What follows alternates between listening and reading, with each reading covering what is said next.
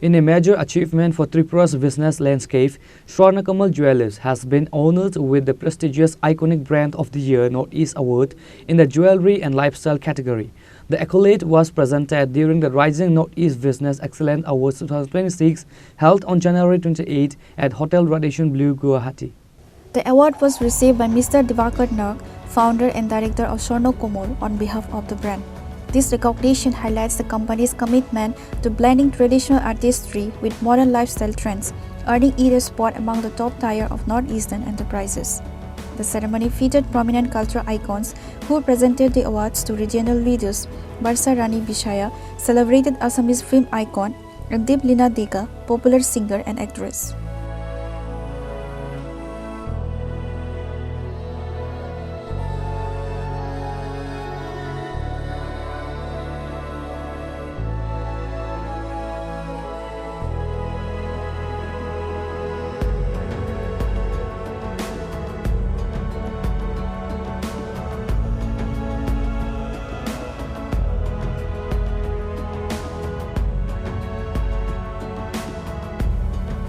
Report, Chini Khorang.